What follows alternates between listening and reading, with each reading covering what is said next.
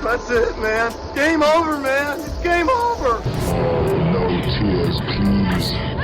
It's a waste of good suffering. Fairly alarmed here.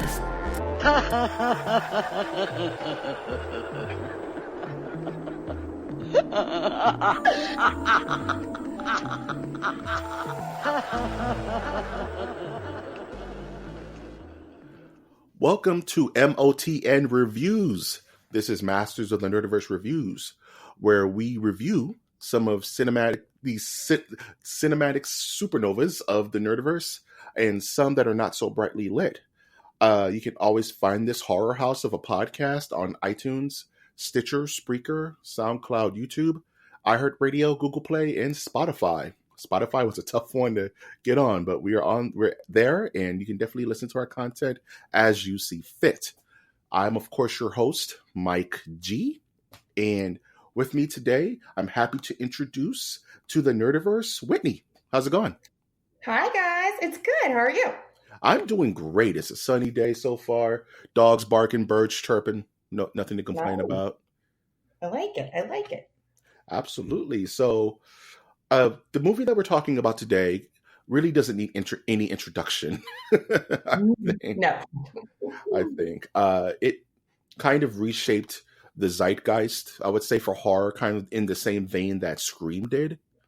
Where, absolutely. You know what I mean? Where it was more of a reinvention of the genre that spurred not as many copycats as Scream did, but it did shake things up in a genre that needs to be shaken up every generation or so, I think. Exactly. Yeah, and I feel like there hasn't really been anything that is close to this since this movie premiered. Like I can't remember the last horror movie before that, like after this one that I've seen. Absolutely. That was crazy enough. Absolutely. And this definitely dials the crazy to 11. This goes to 11. And of course, we're talking about the film Cabin in the Woods, as you saw from the opening. Whew, this movie. Yes. It's a lot. It's a lot to take in. It really amps itself up in such a fashion that, like you said, has not been done in horror film since. You know. Well, you know that, and I don't want to take anything away from what you're about to say, but you know how at the beginning when it opens, it's the two scientists and they're just talking. Yeah. And they're talking about fertility drugs and like regular like 9-to-5 chatter. And the guys that did the movie, they did that to throw people off, to make them think that they walked into the wrong theater. That's hilarious. I believe it. And one undercurring theme of this film is the submersion of expectation. You know what I mean? Things are always flipped on their heads in the film. Yes, nothing is as it seems in the movie. Absolutely. And that's one thing, after just recently rewatching it, I love about this movie is that, even like you mentioned in the intro of the film, it's a complete submersion of expectation. You're expecting a horror movie to grab you like they usually do. You know, Wes Craven famously said, when you're making a horror film, you hit them hard in the beginning. You jolt them into attention, and then you don't have to hit. Yeah, like if you think about like Scream with the beginning, in Drew Barrymore, you were not expecting that at all, because I think she was like the headliner for that movie. Like that's who they advertised for their like main star, and they killed her in the first 5 minutes of the movie. So I mean, that's what you're expecting with this, and you come into these two scientists, Richard Jenkins and Bradley Whitford, who I love both of them, and they're both just so like sarcastic and just, it's just their 9-to-5 job. No big deal. Absolutely. And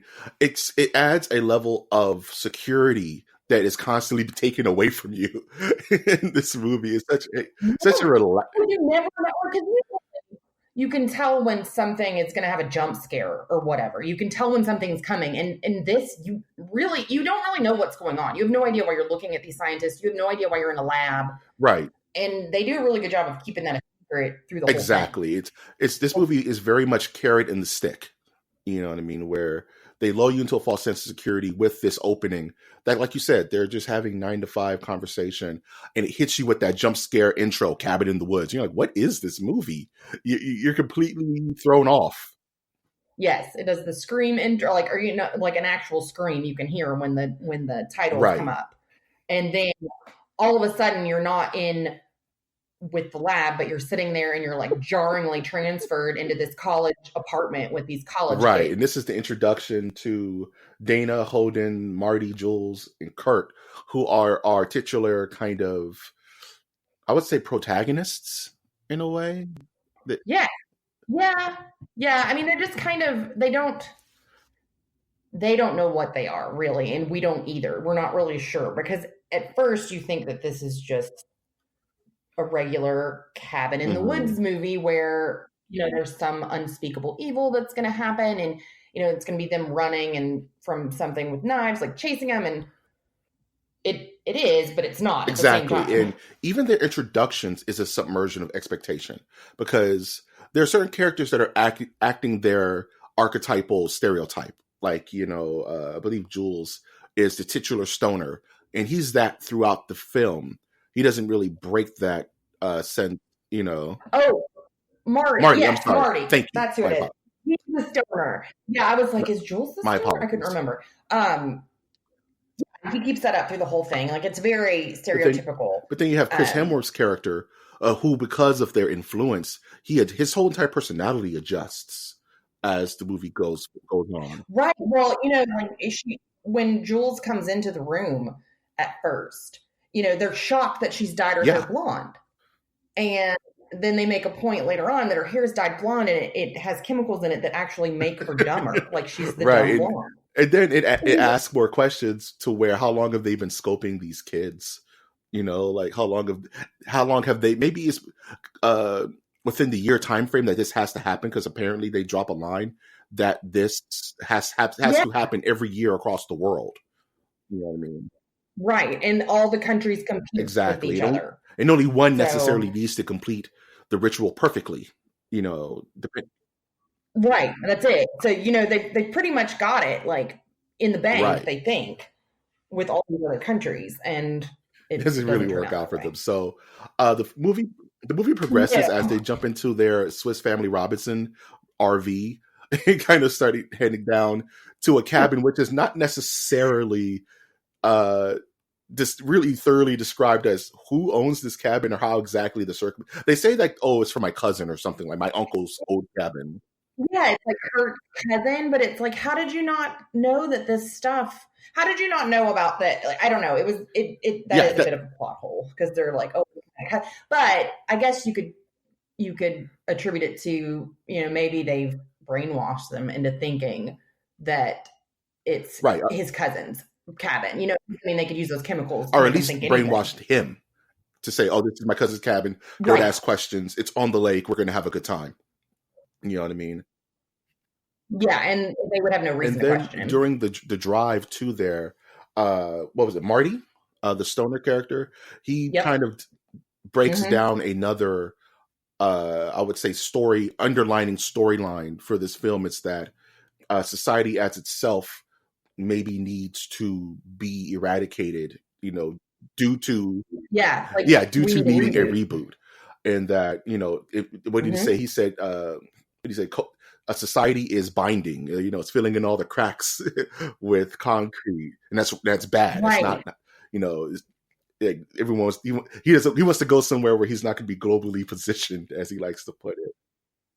Yes, exactly. And you think, like, the whole time, he's this big stoner, so you're like, oh, he's not making any sense. Like, of course, like, he's got all these weird out there theories, because that's the stereotypical, person that imbibes. And it's not, and it turns out, Marty's onto something. Yeah, Marty is the meta of the film, because he's what the audience is talking. He's the audience talking to itself. You know what I mean? Exactly. He mimics everything the audience is thinking. Yeah, exactly. And then they dismiss him, just as the film dismisses the audience's input, because it cannot react with it. You know what I mean? So right. Exactly. So they're just like, "Oh, Marty, you're crazy. Oh, Marty, get out of here, man." Oh, Marty, typical Marty. Right. And them not heeding that, and them, going forward, not heeding the warnings, or at least the bad omens of what did they call the guy at the gas station? The Harbinger. I love the Harbinger. Yeah. He's so out of control. And that harkens back to, Friday the 13th. you're going to Camp Blood, ain't you? You're going to die if you go there. And they were like, you crazy old guy, get out of here. Yeah, he was, and he, the Harbinger really liked his role. And it's seen when he calls back in, and Bradley Whitford's character Hadley, I think that was his name. Yeah. So what do you buy? He, he's like laughing because the guy is so dramatic on the phone, and he's saying the lambs have been led to the slaughter, and they're all like, the whole company is like kind of giggling, and he's like, wait a second, you guys got me on speakerphone? And then he steps, he breaks character because he's offended that they put him on speakerphone. Right. It's so good, Yeah, like just start cracking up at him. You almost feel bad for him. Yeah, because he's like, they are the Lord's fools, and the skies will run crimson. He's like, you put me back on speakerphone, did you? And everybody just starts laughing. And I'm back on speakerphone. Yes, and he, and then they all start cracking up, and he's like, "Oh, I'm sorry, I didn't mean to." What happens next? Right? And it keeps the movie fun. You know what I mean? There's a lot of comic relief in this movie, and and Marty serves a ton of it. Like, Marty is he's not trying to be, but it is funny because when you think about horror movies, most of the time the characters are idiots, right? And they're more, they do stuff where not any normal person would do that in a situation. And Scream touched on it a ton when they made it. They talked about like running up the steps when you should be running out the front door. Right. So Marty just kind of is the only one he just reacts just like you said, just like the audience. Why would we split up? Like, that's the dumbest idea ever. Why would we, he's questioning it. Exactly. As you would question it. And he's being ignored as, like I mentioned, as the film ignores these common questions that you think the writing team and the production team would ask these same questions. But it's like, that breaks the rhythm of horror. Because I was just thinking about that there's really two main motivations to any horror film, and they're very different motivations. A horror film is either going to want you leaving the theater to have had a good time, like The Evil Dead, right? The Evil Dead by Sam Raimi. At the end of that movie, you've had a good time. You were on a roller coaster, and you leave the theater grinning. You know what I mean? That was crazy. Or a horror movie just wants to scare the living mess out of you, like Hereditary. Oh, don't get me started on Hereditary. Oh my goodness. Yeah, I had to spoil that one for myself before I watched it because I was actually too scared. So I knew a lot of those were coming up. That movie, it's been a very long time since this old horror head got that shook from a horror film. And I was like, okay, this messed me up for a couple of days.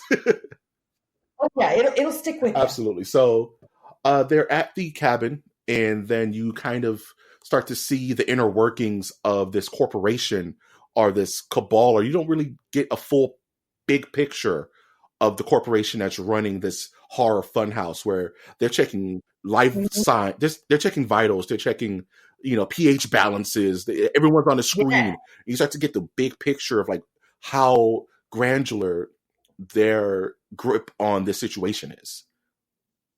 Right. So they're, it's actual scientists working in this lab to finish this ritual that they need to complete. And it's not, they've literally got it down to a science. Yeah. And also that what feeds into that, and is actually more disturbing, is you think about the comedic end of the science team of the corporation, but then you start to think like, they're so relaxed doing this. How long have these people have been having to submit teenagers to this? Yeah. And that's what the one, who's the security guard. Mm-hmm. Yeah. And he's new on the job, and he is absolutely appalled at all of these people that are sitting there taking bets on what type of horror is going to kill all these kids. And they're laughing about it. And, and they have, one of them even says, oh, it's the girl. And I forget her name, the girl scientist from, I know I forget her name. She works in the chem department. Mm-hmm. I believe. Absolutely. And she says, it's just a way for us to let off steam because it's such a heavy job. It's literally world-ending circumstances that are on the board, and everyone has to be doing their job right. So can't focus on it too much, or they lose Exactly. their mind. So it just builds this world even more. You know what I mean? Like, and then Right. one of my favorite scenes of the movie, not my favorite, but I think my favorite is everyone's favorite, but we'll get there, is when they go into the basement and they start seeing the choice Oh my options. gosh. But be honest, were you a little bit disappointed with what they ended up choosing? I thought it was a bit safe. I did too. So I Yeah. thought with the options that they had, you see Jules putting on this necklace. There's a mannequin that's standing there with like a very vintage looking wedding gown. You've got Marty doing the like the Hellraiser puzzle sphere. I was super down for that. Yeah, and Kurt picks up the merman conch. He's just about to blow it.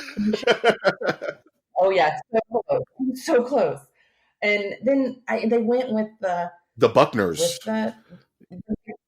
They call them the what do they call? They call them they call them the zombie redneck undead torture family. Torture. Yes. And I was like, really? We've seen that so many times. There could have been, and we'll get to how many options. I think this would be a good time to actually get into that. And I have the list up here right now where we can list off every single one. Oh, good. Sweet. Great minds think alike. But I think the reason they made that choice is because it does harken back to the old classics like Evil Dead. You know what I mean? They're technically slasher villains. You know what I mean? So it pays homage to that. And they kind of act like Deadites. So there you go. So it could have been what any of these other options. Some of them could have been duller than what we got. So I'm kind of happy. You know, I agree. But if you look, the board is that what we're going to talk about? Yeah, because this is the scene where where the bet's done and everyone's arguing. Yes, you see the board, and my favorite one is just something named Kevin. It just says Kevin. Mm-hmm. Who the hell is Kevin? What is he going to do? Kevin? Who's Kevin? What is he going to do? Right. So let's go through this crazy list real quick. Okay. So we have werewolves. We have alien beasts. Which I think is a nod to the Predator. Yep. We have alien, which is a nod to the Predator. We have mutants. We have the Wraith, which I think was the ghost guy, but the one that was. Yeah, I think the Wraith. You see the Wraith toward the end. We have zombies, which is of course a pull to Night of the Living Dead and all. They're not infected. They're just legit Romero zombies. Right. Yeah. We have Reptilicus, which is an awesome name, and I think it's the giant cobra, right? Yeah, the giant snake. Yes, we have clowns, we have witches, we have sexy witches. Which is a nod to It. Yep, absolutely. Pennywise. We have demons. We have the Hell Lord, which is the Pinhead. Homage to Clive Barker's Hellraiser. Yep. We have Angry Molesting Tree, which is nod to Evil Dead, which also their cabin looks exactly like the cabin from Evil Dead. Yes. Did you notice that? Absolutely. It's almost identical in a weird way. I know. I wondered if it was like the same one. Me too. Actually, Reptilicus must have been something else because we also have Giant Snake on here. Maybe we didn't see Reptilius. I don't know. That's very weird. We just have Deadites on here, which is crazy. I know, because you would think that. I don't know that I was shocked at that. Yeah, I was like, okay, that's a good pull. And we have your titular Kevin. Who knows? Who knows who Kevin was? Well, and see, nobody banked on Kevin either. Nope. Because you see who voted for who is betting on each one, and Kevin. I would have picked Kevin. Yeah, nobody had faith that Kevin would get the job done, apparently. No, nobody had faith Kevin was going to pull through. I have tons of faith in Kevin. I don't know what he does, but the name Kevin alone on a board of monsters is scary. It's way more alarming. I would pick Kevin over Hell Lord, Right. What did Kevin do? Why is it just Kevin? We have a mummy. We have the Bride, which I'm thinking is a callback to the Japanese Sadako kind of maybe like the ring kind of ghost presence. We have the Scarecrow folk. I don't know what that means. Which reminds me of Jeepers Creepers. Yeah. That guy was kind of a... The creeper, right? Yeah. We have a snowman. We have a dragon bat, which we see a lot of. You see a lot of the dragon bat. Yeah, we have vampires. We have the next one's a new one. We have dismemberment goblins, which I think we see. I think we see them. We have. I don't know. We have is the little girl with the monster mouth the sugar plum fairy? Say it again. You cut out. I'm sorry. Is the little girl with the kind of leech face in the ballerina dress? No. Which one was she? Yes, in the ballerina dress, and she's got, instead of a face, it's just a mouth with all the really sharp with the rows of teeth, right? She doesn't have a... the sugar plum fairy, that's who that is. We have the merman, which is, he gets his time to shine. Yeah, and Hadley, that's who Hadley bets Absolutely. We have the reanimated, which is a pull to reanimator by Stuart Gordon. We have the I'm sorry. The unicorn. My favorite. It was so funny because you don't expect, unicorns aren't supposed to be And it wasn't even evil. It looked real majestic and beautiful. It did. It was just like, get out of my way, sir. Maybe it was just mad that it had been locked up. Yeah, it was so just long. bucking. And it had this weird fantasy music that went on when it was like at its scene. Yes. And it stabbed that guy quite a few times. It was a very angry. It was super upset about something.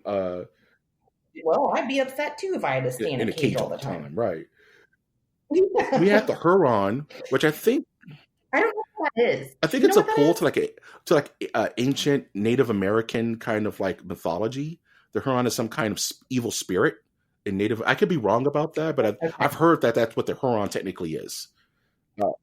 Okay, because that's what a Wendigo is too. Wendigo's in Pet Sematary. Oh yeah, I just learned that the Pet Sematary actually was about Wendigos. That kind of trips me out. It's only in the book. Yeah. Oh. But they're bringing it to the new movie. It's going to be in the new Pet movie. Sematary hits me right in the heart. We have Sasquatch / Wendigo / Yetis.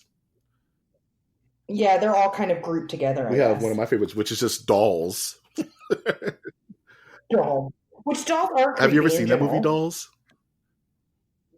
A long time ago. I can remember it in the video store when I was a kid. Yeah, same here. And it's a doll and it's holding its eyeballs Absolutely. out the cover. It's holding two eyeballs. Like towards the box. Yes. Yeah. I can vividly remember the cover of that movie. We have the doctors. You see them. We see the doctors. Who have like the strangers vibe about them. You know what I mean? The doctors? Well, the doctors are the ones with the white masks with the black suits, right? No, I thought the doctors are the ones when they walk in, and the doctors are the only ones that are left in between the elevators. Okay. And they're like eating. I thought those were the zombies because they have they're wearing like scrubs, and one of them has one of those head stethoscope like things, the lights that they. Yeah, that doctors wear on their head. I just assumed that was the doctors. Maybe I'm wrong. I have to look into that. Because I think why did I think? But there were three of them. I was thinking the twins were like the strangers. Yeah, because I didn't see them on this list. Well, there was three. There was three of them. You know what I mean? Yeah, I know. So they can't be the twins. Well, we have the zombie redneck torture family, who's takes center stage. We have Jack O'Lantern. I don't know. Which reminds me of Pumpkinhead. We have just Giant, who I don't think makes an appearance because I don't remember a giant. No. I don't remember a giant. I don't remember the twins either. And then we have twins. So once they kind of go through and decide that the Buckners are going to be the ones putting in work, then we get to the scenes where where the security guard, who's kind of like he's another audience. I would say, what's the word I'm looking for? Like a representation of the audience. And he's like, well, why do you guys have to watch them get it on? And he's just like, we're not the only ones watching. Oh yeah. Yes. It makes me think about how each culture has its own horror archetypes that need to be sated for that respective old one to kind of dig it, Right. Because they show, I think that's right when they show the Japanese version of it, and it's all the little schoolgirls in the classroom, and it's it's a ghost that looks The like Ring. the It was like Samara Samara, from The yeah. Ring. It is like it's Samara, the coolest thing because it makes me think like, man, if they didn't just kill this franchise, or maybe it's still alive somewhere, you could have had a Cabin in the Woods for Italian horror, for the Gialli films, for, exactly. you know what I mean, for like African horror, for like Spanish, for Japanese, for J horror, you know. So, Yeah, they could do a ton with it. And when we saw when you look at the Japanese ones, I mean, I felt bad because it's like I'm a mom, so I'm like, those little kids, like they would be so scared if that was happening. And they do a good job. I mean, they do seem they very take care of scared. business though, the little ones. So Yeah, they do. the movie starts ramping Really? up at this point because what was I'm sorry, the titular blonde's name? That was Jules, right? Jules. Yeah, that's Dana, Jules, right. and the redhead is Dana. And that's where she has to die first. They said that no matter what, the unchaste one, I would say, has to die first, and then it can, as long as the unchaste one dies first and the virgin dies last, or then everything's groovy. Everything's fine. But they'll really start amping her up with her actions beforehand. In that whole scene where they dare her to make out with the taxidermied wolf head on the. I can't look at it. Like it grosses me out so much. I have to like that. I can watch people get dismembered all day long, but that like makes me so like uncomfortable that I like literally turn my head whenever that part comes on. Isn't it always the little things that really get your goat? Like I could watch, I could watch someone be decapitated on screen, but if someone peels a nail off, it just gets me every time. Just, yes, no. No, can't do that. Can't do it. Nope, that or if any sort of animal dies. No. I check doesthedogdie.com before almost any, as soon as any animal shows up in a movie. Nope. That's a 10 for a good buddy. Yep. See you later. I turn it off. It's exactly why I haven't watched The Conjuring. Don't do it. So you start seeing the chemicals really start to take effect. You know, because I have the understanding that the entire cabin is just laced with these chemicals that are being pumped through for each respective member. You know, but I can't figure out what Dana's is. Dana starts to act more. She starts to act more like innocent, and like when she was making out with, I want to say, is it Holden? Holden is his name. Yeah. She starts to make out with Holden, and then she pulls away. But then he says, he's cool with it. He's like, whatever you do, whatever you want to do, I'm not going to press you. She's like, well, this is my first time. And then she doubles back and says, this isn't my first time. Oh, that's right. She's like, why did I say that? Yeah. So you start to see her effects even a little bit. Yeah. So they must just be pumping the cabin filled with all those chemicals. Right. And he begins to start formulating plans like, the scholar. He's the one who's, maybe we should split up. He's like, yeah, let's do it. And Marty's like, why would we split he's up? Like, he's like, how does that make sense? And then the door just busts down, Yes. So, such good stuff. And then, we start getting, the deaths start kind of rolling in with Marty actually figuring out, that they're being, he at first believes that he's on a reality show. You know what I mean? He's like, because. Yeah. He starts to look for, we'll get to it. I don't want to skip ahead because we're going to skip up the part where the Buckners actually show up. And that's right when the Buckners start coming through, and you have that siege moment in the cabin where they go in, where some of them go into the basement. I believe it's Dana. Yeah, but at this point they've already killed Jules, so they're out. They were out, her and Kurt, and they like make it all romantic with the moonlight, and then the Buckners show up and totally destroy the moment, and they chop her head off. They decapitate her, and it's rough. It is, man. You feel really bad for her because there's no way that Saul made it through in one go. And I think because this movie has such a heavy preamble that you really care for these characters actually a little bit, like they're not just horror movie fodder, when she eats it, you're like, oh, I kind of wonder, you kind of know how these things go. Well, you're kind of sad that she dies pretty early in the movie. So you're kind of sad that she bites it. And they have no time to react. Like Dana's like, no, I'm going to go find her. And she opens the door, and homeboy pretty much just football lobs her head to her. Yeah, and then she's just holding on to her friend's head. And it's such a good prop. I was really looking at that prop early. It looks dead on just like her. I would too. It does. You know. It does. It looks. They did a good job. Good job. Good job, guys. You Way to go. get cookies and juice. That's what you guys get. Yes. And 3 gold stars. Not 5 because the head wasn't moving, but it was a moving face and stuff. Right. There wasn't any bit of spine hanging out, which would have made it a little more realistic. But nope, you would have got the coveted 5 stars. Till next time. You can try again. You always try again. So then we get the idea that Marty is taking out because the room tells him to go outside very forcefully. Yeah, it's like go outside, and he like what? He like thinks somebody's in the room with him. He's like, and it's just like go outside now. Yeah. He's like, okay, I super know I heard that. That is definitely not me just being stoned. And he's like, you know what? I'm gonna go outside.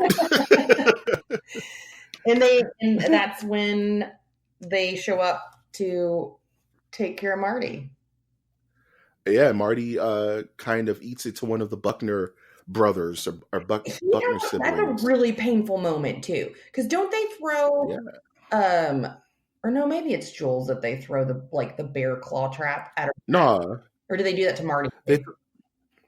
They throw the active bear trap at Marty's back, and it clips him. Oh yeah, and it makes me like arch my back when I watch that part. And then they assume that he's dead. Yeah, he gets dragged into some weird hole, and you're like, oh well, there goes Marty.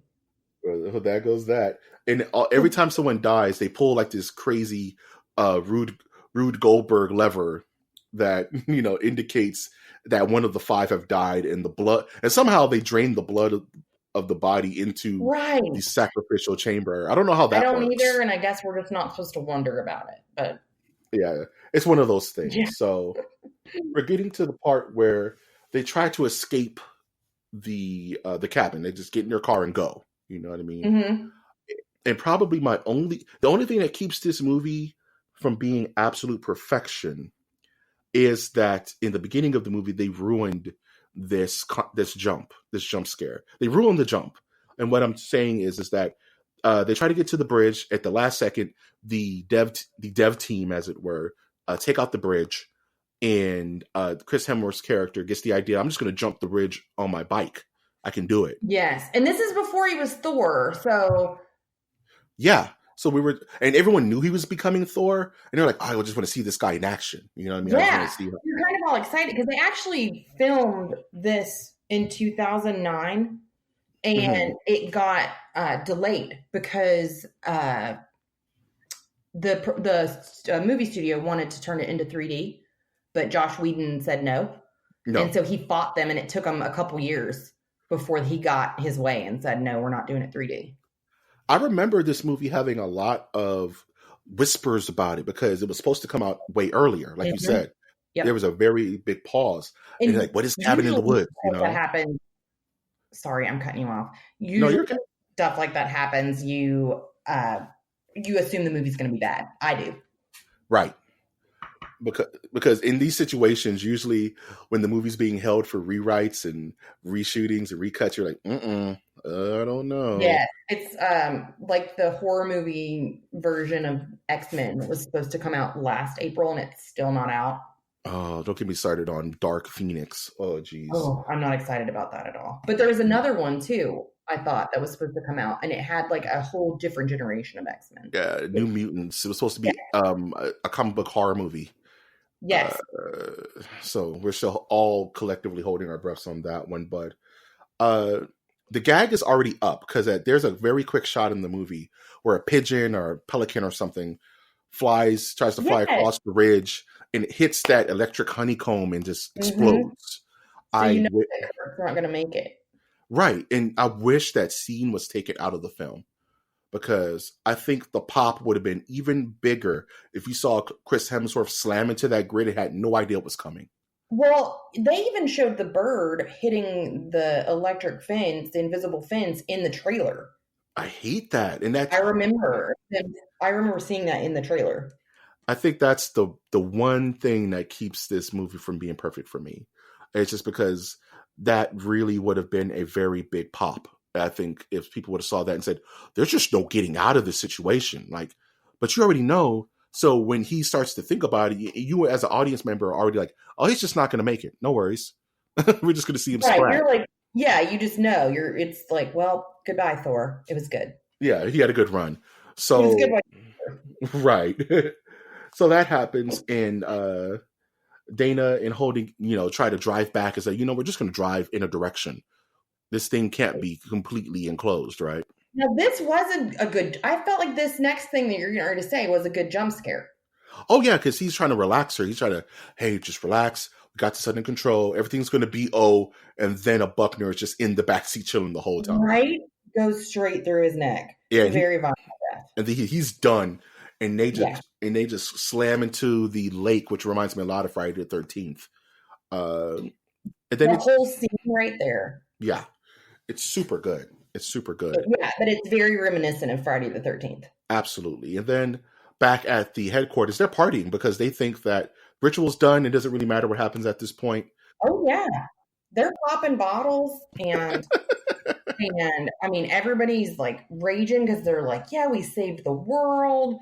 And then, and in the background, it's like a nice contrast because in the background, I can't remember what song is playing. I know exactly what you're talking about. In the background, they have a big video of Dana being, attacked over and over again by one of the Buckners. And she just is, she's being flung all around this dock when he wraps a chain around her and he's choking her. He's doing everything he can to her. And that's when the security guard is confused why they're celebrating because she's still alive. Yeah. And then they have to break down, well, she is the final girl. According to the ritual, it doesn't matter if she lives or dies as long as she suffers. And we can all agree that she suffered, and say that she definitely suffered. Right. And then, they have this weird kind of situation where everyone's trying to mingle and one guy gets shot down because he offers one of the other devs like tickets to the opera or something. It's Ronald the intern that gets shut down, I think, isn't it? Yeah, he's like poor guy. Like, I didn't need that in this movie. He's just trying to attend his work party and maybe make some friends, maybe network a little. And which if you think about it, it's funny that they even have interns. How did they get an intern? Right. How did they advertise for it? Like, what kind of umbrella corporation is this? You know what I mean? Right. What secret advertising agency is putting out these messages to get like interns in there without blowing their whole cover? Yeah, like as soon as you sign the dotted line, it's like, yeah, your life is ours now. You can't talk about this. You can't go outside. Yeah. Right. You might as well just live here. Yeah, you just live here now, dude. It's too funny. But then they get that dreaded call from upstairs that no, this is not over yet. Someone's still alive. And they say, who? And then we get the reveal that Marty somehow survived his ordeal. Yes. So he's, and you're actually really excited that, because Marty's like, I would say he's probably the fan favorite. So everyone's excited that Marty's still alive. Yeah, because he's us. You know what I mean? Yeah. Yeah, you're rooting for him. So and this is where the movie just really starts to get out of control, because Marty then finds in his tussle with one of the Buckners that there's a whole network underground of this cabin, this unassuming cabin. So he saves Dana. Mm-hmm. He saved her from the Buckner, and refresh my memory. I can't remember how they get down into do they go back to the cabin and they go in the basement and they figure out that there's a way into the lab? They go back to the cabin and there's like a shed, or there's like a tornado shelter or something like that on the ground. She's like, why are we going in there? He just opens it up, and then further down it starts to become concrete and wires and technology. And so this is where you see all the monsters that are in these like glass cages, and it's kind of like a Willy Wonka type elevator because it just moves all around. So it's like you get close-ups of certain ones. So you see the Sugar Plum Fairy up close, you see Pinhead up close, and then it pulls back and you see hundreds of just horrible, evil things all trapped in these cages, and you realize that's what all the stuff in the Absolutely, basement they was. they were all doorways to these nightmare creatures, and like you mentioned, the way they present it is almost like a roller coaster. You know, like you drop down, you Yeah, know, and it just and it can go it goes side to side, and it's totally Willy Wonka's elevator thing. absolutely. So then they exit the, I would say, the containment cube into the actual facility where the director has given them orders to leave the girl safe, but kill Yes, kill the stoner because he has to die first. yes. They make it very clear that he cannot die Absolutely. before she So does. there's this bone, and this is another weird plot hole that if this was so important, why did they put one security guard on that door? You know, immediately. Right? So, but then I mean, I guess they have a whole team of them because he's the security guard is the one Right. that sees them on the camera and he figures out where they are. So and at that point, he's really into it. If you hear him, he's like, there they are. Like he's Right. all about finding them. Before he was a little timid about his position. And he sends that whole team to the elevators and somehow, oh no, you're right. Yeah, They which was just send the weird. They one sent like guy. the one security detail, and he gets overtaken. Yeah, Yeah, he and then the dismembered hand crawls up and covers his mouth. It's like one of the Buckner's hands that have fallen off yeah, very Evil Dead. elevator with You know, him. very Addams Family. You know, little callback. Yes. And then Marty and Yes. Jules make it to the control panel where, for some reason, they have this cartoonishly large red button that's like, you know, Which I used to work in the security industry, and I did videos about stuff like this, and one of them actually focused on this part of this movie because why would you have that button? Why is there an override button to unlock every single door in the entire building when you house nothing but like vicious it doesn't make any monsters? sense whatsoever. Why is that needed? When Never. are you going to need if anything, there's a button to Never. lock it all down, or maybe Never. to euthanize them all if you need to. Right. Like maybe release some poisonous gas into the cubes with them, fine. But to let them all loose, like you're setting free like lab rats that have been or monkeys that have No. been tested on or something. No. Unneeded, but needed for this weird, crazy plot. Right. Yes, which Needed is for the best scene in the movie. undoubtedly probably one of the top 5 scenes in horror history. In a weird, maybe top 10. I'll give it that, top 10. It might be the Where funniest scene I've Dana ever seen. hits the button, says let's party, and you literally have. It reminds me of the scene in the movie Avengers where you find the first Avengers. You finally get to see all the Avengers fighting at the same time, and it's this through shot of them doing their thing, and it looks cool and epic and comic booky. But on the reverse, you have that ding. You have all the doors open at the same time, and just a rush of everything imaginable just thrown on the screen. I mean, it's just like an explosion of blood at this point. And I'm a horror movie fan, so of course I'm like sitting there trying to see every possible like horror movie villain that they've dragged into this to see if I can figure out who is who. I'm basically thinking of the board and trying to think who I can find, who I can pick out. Absolutely. It's one of the most paused scenes in recent history. You know. Oh yeah, for sure. And so is the scene with I remember when we first bought it, I paused that scene to see the board so I could like see what monsters were listed. Absolutely. And you see the werewolf getting loose, you see the giant cobra, you see this weird mechanical buzzsaw spider. Oh yeah. The robot scorpion type thing. I don't think it was on the board. I don't know what that thing was.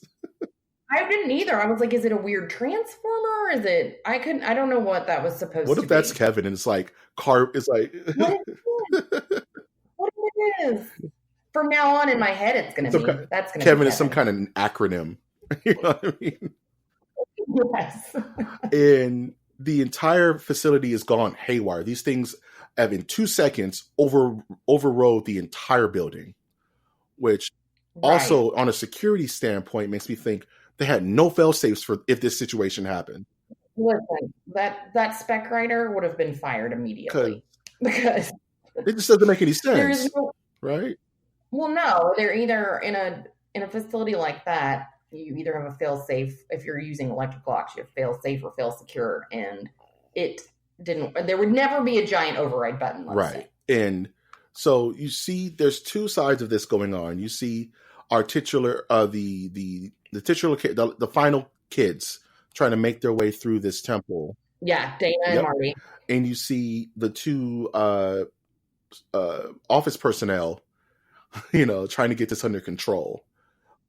Yes, and the Kim girl's still there, and she's panicking, and they literally, because the room that Marty and Dana are in just becomes soaked in blood, and you can't even see out the glass anymore, so they have to leave. Absolutely. So and the dragon bat kind of busts in. Yes, the dragon bat flies in and causes a sense of urgency. He creates a call to action, as it were. You would think he would realize that was it. Like, he had two prime meals right in front of him, but I guess he didn't have time. No, he wanted that security guard with 100 pounds worth of armor on rather than these two kids in jeans and t-shirts. But yeah, I don't know. But then we start seeing another splash where we start seeing other monsters like the Pennywise clown. No, it's okay. You cut no worries. Sorry, I didn't hear what. I was just talking about the Pennywise clown. The unicorn scene happens at this time. Yes, yeah, the unicorn, and it kills some paper pusher guy because he's just wearing a button down and a tie, and you know what? That's when you see the doctors. They look up on the screen. And they're doing surgery on somebody. They're getting ready to do surgery. That's why I thought it was the ones with the white faces. So you're right. No, those people walk in with suitcases. But if you look up on this, I don't know. I just watched it last night. I thought they were medical bags, but I have to double check that. I will confirm before this episode goes out who those people were. This must be known. Yes. And the others, I would say office personnel finally gets his wish and sees he sees his merman. And it's so majestic and beautiful. It is. It's really ugly. It's a lot fatter than I expected a merman to be. And I did not like how when he ate him, all the blood blew out. It was so, I did not expect the blowhole gag, and that made me laugh. No. It did make me laugh because his reaction, because he goes, come on, and when he sees him, because it's all this smoke and fog, and he's kind of dazed because he had just been thrown out of the way. He couldn't escape it. There's no way he could have escaped it. No, and the merman's not even. I mean, he's just flopping along, literally like a fish out of water. He was the most easily avoidable creature, but right. No wonder he never it's probably good that they never chose him. They just would have let him stay in the little. Well, they stay out the lake and you win. You're fine. Right, just get on dry land and you're good. It's at this point where Dana and Marty make it to the final temple. I want to say, right?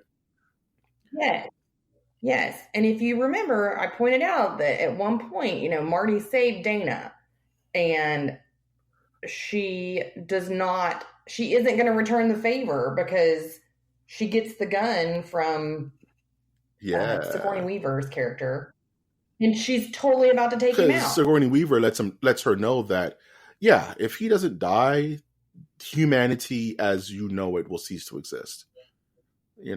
And she puts that instant weight on her shoulders. Right. So she's basically, if you kill him, you get to live. But he has to die no matter what. You know what I mean? And he's like, nah, I don't care. Let society crumble. It doesn't matter. Right. But then he has the secret, but then the werewolf shows up. Right. And the werewolf kind of, there's two creatures that really show up. It's the werewolf that takes out It takes out, what was her name? Dana. Dana, thank you. And then while Marty's tussling with Sigourney Weaver, the Buckner child, Yeah, Patience Buckner, the MVP of the movie, right? She shows up and straight tomahawks Sigourney Weaver in the back of her head and calls that a night. Didn't you kind of feel like Patience kind of knew what was up? Yeah, I think she was. I think all the monsters intuitively want to do it because they, on some instinctual level, know that this will bring out the end of the world. You know what I mean? I think that Patience was just kind of tired. She's like, man, I'm tired of being a ploy in this game. And because she walks right past Dana. Yeah. Doesn't even give her a second look. She just goes straight for Sigourney.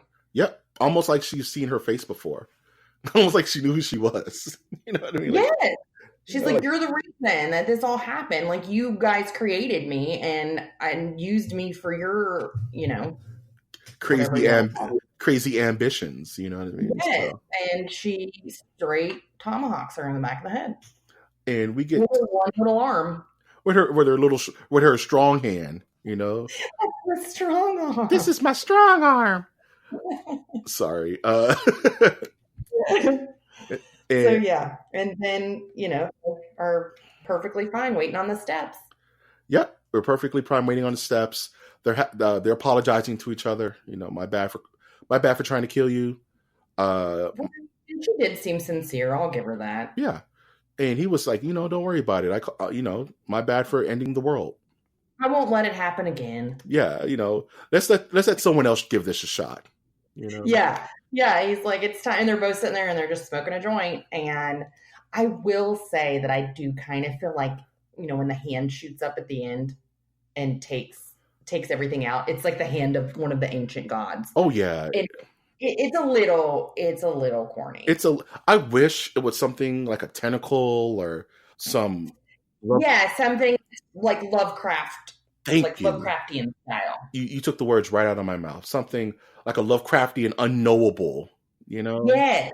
Something like that instead of a hand. A human hand that looks like Montezuma or something, Yes, it was basically like a hand made out of lava. Yeah, I think that was a little bit of a cop-out towards the end. Like you said, I wish it was something a little bit more abstract. Mm-hmm. I agree. But it was a fair enough close to a roller coaster of a film. You know what I mean? Yeah, if you had no idea going into this movie, which most people didn't, I think that you would have just had it's kind of like how you have your mouth wide open when you're watching Hereditary. Absolutely. But in a lighter, funnier way. This movie reminds me a lot of From Dusk Till Dawn. Mm-hmm. How your expectations of the beginning of the film have a tonal shift, a hard left turn towards the center. Yes. Where it's not what you think it's going to be. Right. You walk in thinking you're going to get a heist, Quentin Tarantino film, and then halfway through you're in a Robert Rodriguez vampire-a-thon. Yes, and Selma Hayek is there to suck your blood. Santimonial Pandorum and stuff. And I think this film plays with that a lot to where when as long as no one spoils it for you, you will be surprised. Right. And I hate to say I accidentally spoiled this one for myself. Mm-hmm. And usually I don't mind spoilers at all. I'm okay with them. But this one I was actually really disappointed that I knew what was going to happen. But when my husband and I went and saw it, he did not know. So it was fun to watch his reaction because he had no clue what was going on. Yeah, I love subjecting my friends to Psycho who've never seen Psycho before. Oh, that's a fun one. Just to say, have you seen Psycho? No, you've never seen Psycho? Okay, movie night. And I just like them trying to put it together. And I'm like, it's satisfying for me, Yeah, just wait. Just sit back and watch. So. Yeah, like I had a friend who like never seen the original Alien. And I'm like, oh my God. I have friends that haven't seen Jaws, which blows my mind. Jaws is like my favorite horror movie of all time, actually. Same.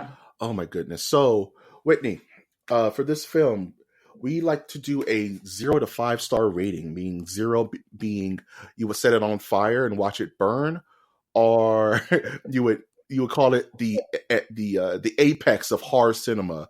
Where would you rate this film on a scale from 0 to 5? Me, I would rate it. I'm gonna give it a 4.25 because A+ for originality, A+ for plot, but then they kind of lose some points, like I said, with the easy out of the zombies that they chose for the antagonist or whatever, and they lose more for that hand at the end because it really just kind of annoys I have a me. very similar score. Like I'll give it a 4.5 because, Okay. like you said, amazing creativity, great great submersion of expectation. But what kills it for me is also that hand that really bothered me.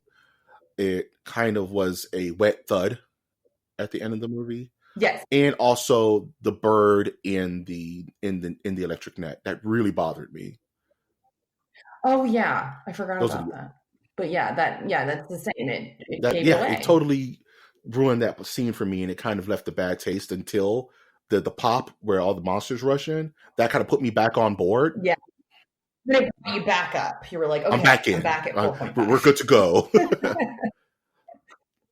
Cool. So where can we find you, Whitney?